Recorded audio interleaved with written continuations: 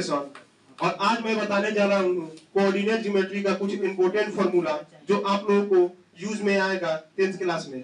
और ये फॉर्मूला आप लोग शायद पढ़े होंगे या फिर जो नहीं पढ़े होंगे उनके लिए भी फायदेमंद है।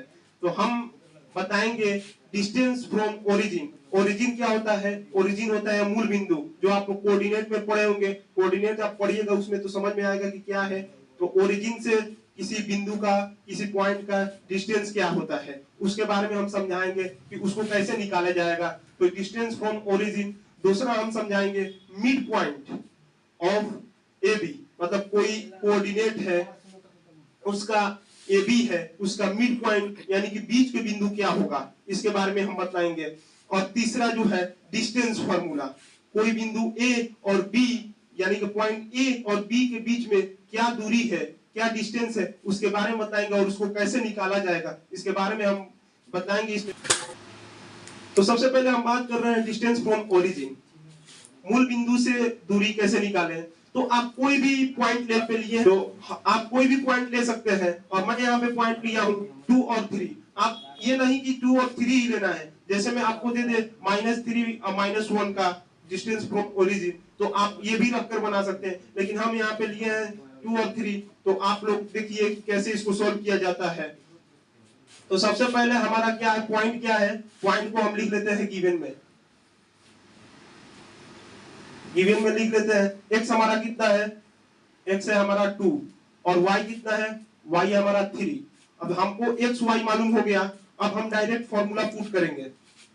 डिस्टेंस फ्रॉम o यानी कि distance from origin, d from o। ठीक है, आप लोग देख लीजिएगा, इसका शॉर्ट ठीक है d फ्रॉम o। तो हम फार्मूला पुट करते हैं s² + y²। अब देखिए यहाँ पे x का वैल्यू हमारा कितना है, x का वैल्यू हमारा है 2, तो 2 का होल स्क्वायर। और हमारा यहाँ पे देखिए 3 कितना है, 3 है, y कितना है, 3 है, तो 3 का होल स्क्वायर। तो आप करिएगा ऐसे। तो देखिए 2 का होल स्क्वायर करेंगे तो क्या होगा, 4 होगा। और 3 का होल स्क्वायर करेंगे तो क्या होगा, 9 होगा। तो 9 और 4 कितना होता है, 13।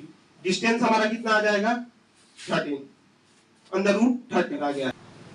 तो हम लोग फाइंड करने जा रहे हैं डिस्टेंस बिटवीन ए बी, मतलब ए बी का mid point. Mid point A B का क्या होगा, कैसे आप फाउंड करिएगा, कैसे जानिएगा कि ए बी के बीच के दूरी मतलब इक्वल डिस्टेंस दोनों तरफ से कैसे होगा और बीच का पॉइंट क्या होगा। तो इसके लिए हमने एक जबरदस्त फॉर्मूला लाया है जो आपके स्क्रीन के सामने है और आप लोग देख रहे हैं।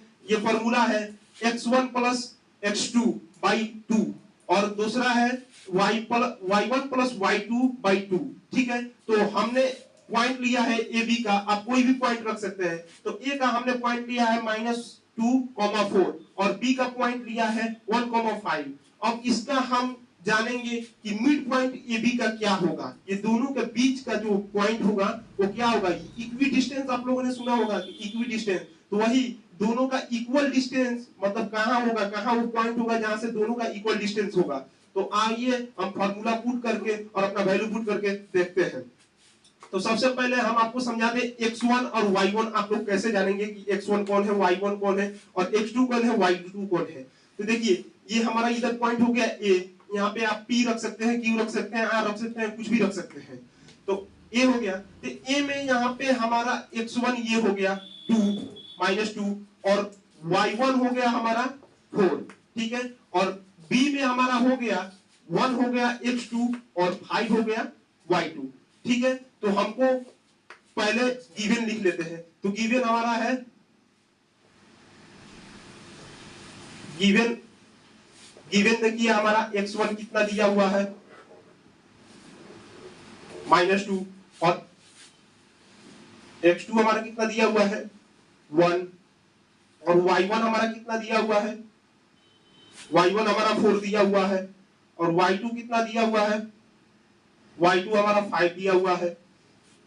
अब देखिए अब हम फॉर्मूला पुट करते हैं और आंसर पाते हैं। तो देखिए मिड पॉइंट, तो देखिए हमको x1 x2 y1 y2 मिल गया है, तो हम फॉर्मूला रख करके और फाइंड करते हैं वैल्यू।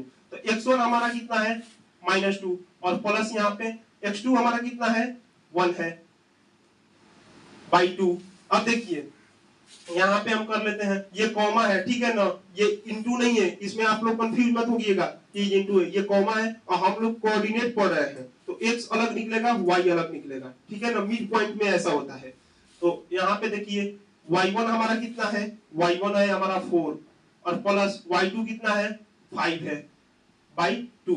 अब देखिए -2 + 1 कितना होगा -1 बाई 2। अब देखिए यहाँ पे 4 और प्लस 5 कितना होगा 9 बाई 2।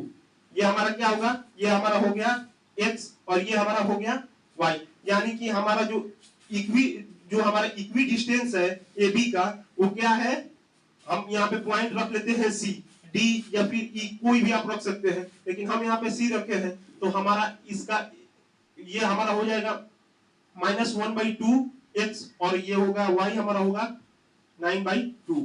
ये हमारा मिड पॉइंट निकल गया।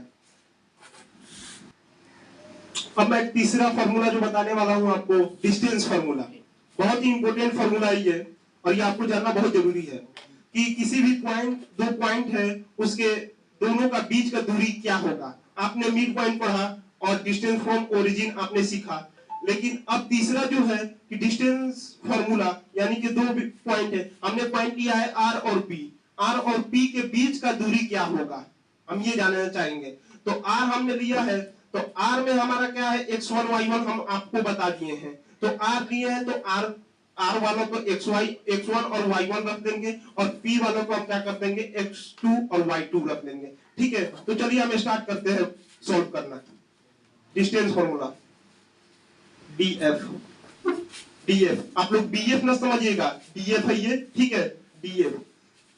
तो df हमारा होता है, आप लोगों को सामने ये फार्मूला है x2 माइनस x1 का whole square plus y2 minus y1 का होल स्क्वायर। अब देखिए x2 y2 हमने पहले बता दिया है, तो बताने की जरूरत नहीं पड़ेगी क्योंकि हम r लिए हैं।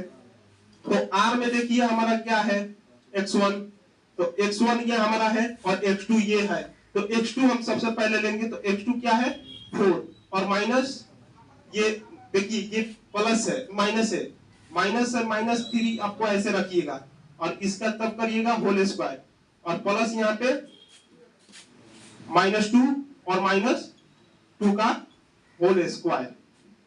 अब देखिए यहाँ पे क्या है, ये माइनस है और ये माइनस है, तो माइनस माइनस क्या होता है, माइनस इंटू माइनस प्लस होता है, आप लोग जानते ही होंगे, minus into minus is equal two plus, ठीक है।